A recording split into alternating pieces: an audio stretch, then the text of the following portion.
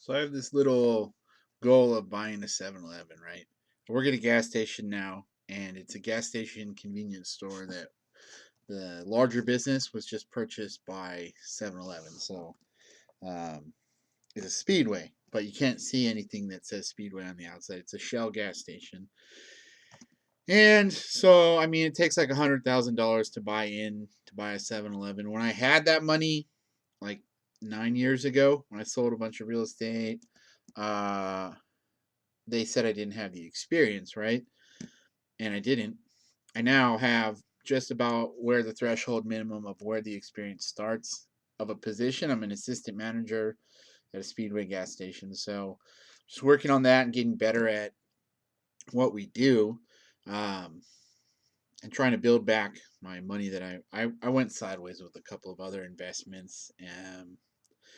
Paid off some debt. I got into I borrowed some money against some real estate I bought cash. I invested like $150,000 in three properties up in San Bernardino, and I was renting them out. And I was working as a youth minister. It was money my grandfather had given me, so um, I borrowed against the houses when I was doing youth ministry to pay different things. Like I was paying for a truck so I could have 9 seat belts, this Suburban to drive these kids around.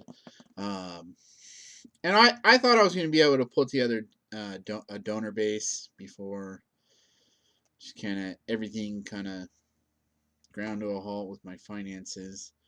Um, but so I sold the house and I paid off the debt that I had gotten into the houses, and I went through paralegal training. And I had some cash and I made some other investments, and they didn't work out the right way. Um, I was going to, buy and fix these vehicles. I was a mechanic in the Marines, and I really like vehicles. So I got into the gas station industry after going through paralegal training, because I needed just a job for cash so I could keep building my paralegal business that I started. It's just a simple subcontracting modality, apexlawservice.com, and my expert law system software, docupletionforms.com. So, it takes an amount of experience and an amount of money to start a 7-Eleven franchise. There's independent 7-Elevens and there's franchises.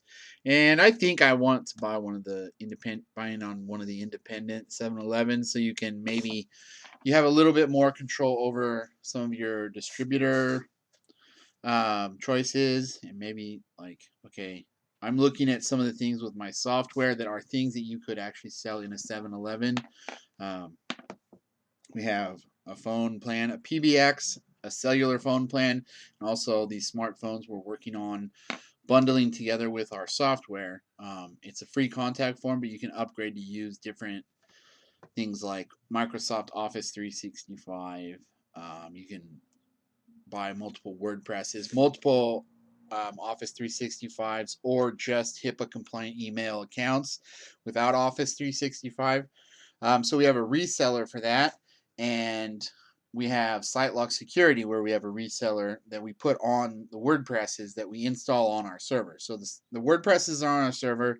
The Office 365 is a third party server. But we have these logins. So you have a login to our site, and then you have multiple different logins depending on what you are using. Well, we're working on this thing called a single sign-on, and that's one of the things that I've opted into working on it first rather than working on it later, because I want it to be a smoother onboarding and initial use process. When people start to use software, if it all works just one click, it creates this type of excitement when you buy something online and you're able to use it immediately.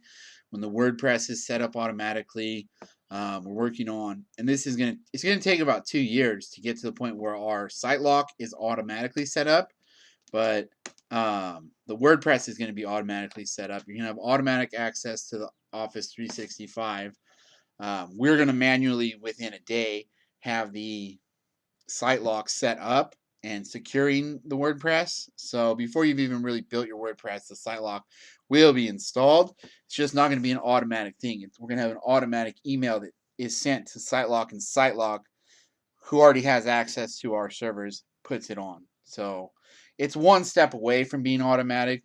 Um, I don't have to do a whole lot in the middle. We just, we have a new account that's set up and they get an email and they set up the site lock. So um, we have our form reader that reads the contact forms. We have our Zapier integration, and we're making another document selection and completion utility. So all these things are going in, but we're gonna key them all into the same single sign-on. So all you're gonna do is sign on through. We have Paid Memberships Pro as our subscription management software website sign-on. And then there's other programs that have their own logins, but we're going to basically make it so you one click the screen you go to when you log in. There'll be buttons to go to these different programs: the contact form, the form reader, the Office 365. You'll just click and they'll just open. But there is a little bit of an entrance protocol that's going on there. It's going to be all synchronized. It's going to be really, really cool.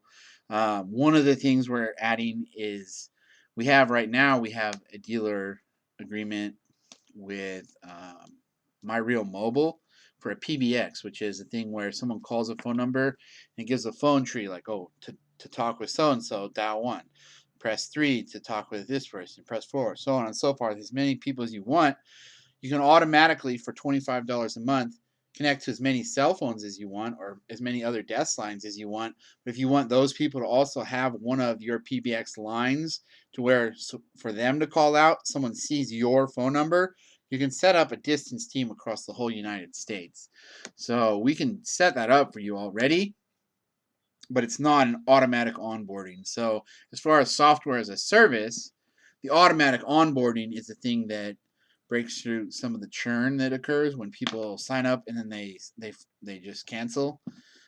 It's a thing that causes people to think that you're not doing something right, or it's just too irritating to remember all the passwords. And it is irritating, but it doesn't necessarily mean somebody's doing anything wrong. It's a better thing to have all synchronized. And so that's the way I'm working on building my cash back. And one of my goals is to buy a convenience store. I'd like to purchase a few of them. I like the fact that 7-Eleven has the two different modalities. So if I was selling my own cell phones that I was a distributor of in a 7-Eleven, I think it's a cool thing. We have a Shopify store now. All I have for sale is little iPhone cables, smartphone cables, um, and then our free stickers. Bam. Docupletion.com is our Shopify. And then we have it keyed over to eBay. And that's just starting to go a little bit.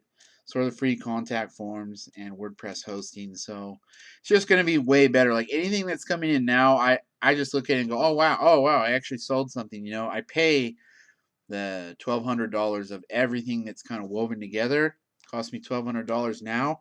When I'm done with what I'm doing this next year, it'll probably be, $2,000 of a bill, but I'll have income coming in. So I pay good more than half of my paycheck, and that's what it is. I have $500 a month I put towards what I'm building, and I'm not doing any money rounds, just building it little by little. So I'm focusing on one thing at a time, and now it's a single sign-on, which is going to make a big difference because with our funnel, which is through ClickFunnels, you want to automatically have an integration between ClickFunnels and the pages of your Paid Memberships Pro subscription sign up, and then automatically go into the login. So it takes work. It takes more dev work than just using any one all you can eat all you can eat program.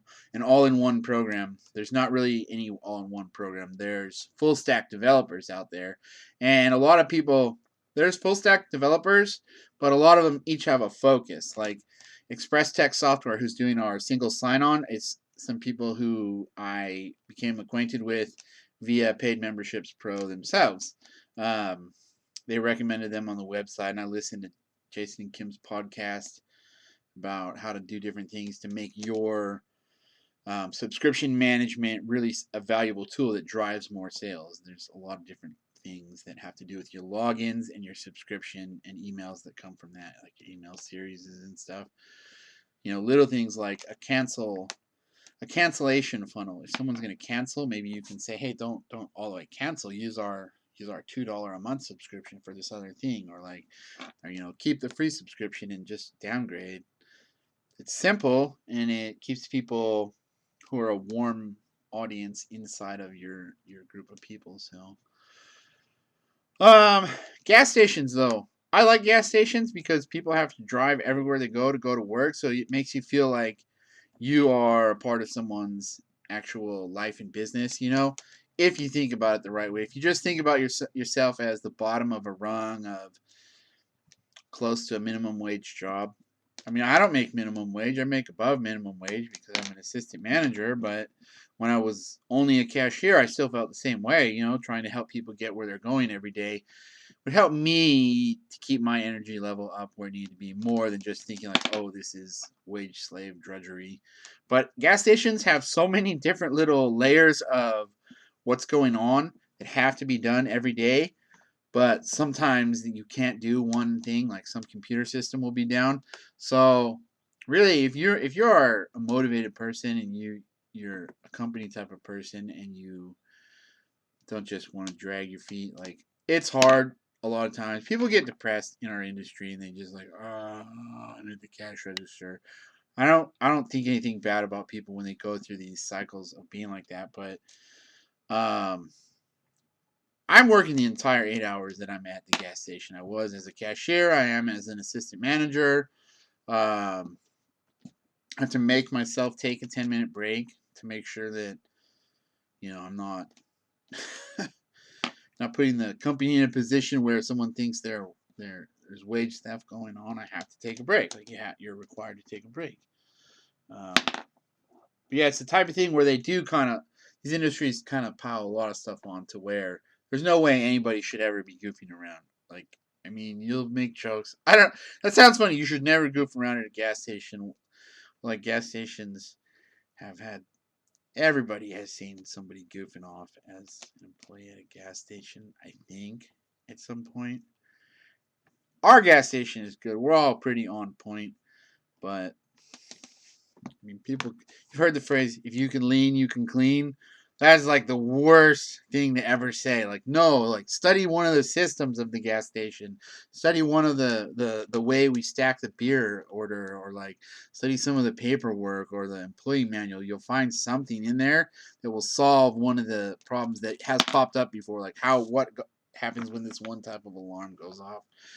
But yeah, I don't know. Today, our I was doing the paperwork in the back office that we submit every day, and our back office paperwork software program wouldn't communicate with what's called the commander, where the cash registers communicate to. Um, there's a central computer up there that communicates back to our software that does the daily paperwork, but that daily paperwork and that central computer have to go to Ohio first right now. So they're putting in this new software system. So every once in a while, as they've been doing this thing, because 7-Eleven bought Speedway, 7-Eleven said, yes, Speedway, continue doing the changeover you were doing. They were doing this upgrade. So they're in the middle of that. And a few times in the last few weeks, the same thing has happened where and I won't catch it until I'm like an hour into doing like this. It takes an hour and a half to 2 hours, sometimes 2.5 hours to do this paperwork. And I'll be like an hour and a half into it, and I'll realize this one process didn't function. And then I just have to start thinking about, oh, the whole process. Like, what can I get done? What can I get done? And how many times should I reasonably try to do it again before I cut bait and do something else because there's always something else to do. That's the thing that I'm trying to get to at the gas station. There's something you can't do. There's always something else to do. It's that type of industry. So for me, if I know if I want to get to the point where I buy a 7-Eleven gas station, that's how my software is. There's always the reason why I don't get much beyond $1,000 of savings is because I spend it. There's always something to do on the software that is the most logical thing to get you closer and closer to the point where money starts coming in. It's kind of like how in the Marine Corps or the entire military we have this thing called graduated trigger control, right? When you breathe in, the buttstock on your shoulder goes up and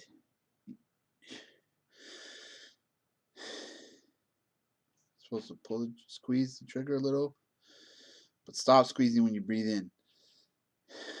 because then the correct site picture and correct side alignment is all lined up, and you little by little squeeze until boom, you're shot. And then when you let go with your finger because you squeeze and didn't pull, the M16 goes chunk, right? There's this little mechanism that goes back.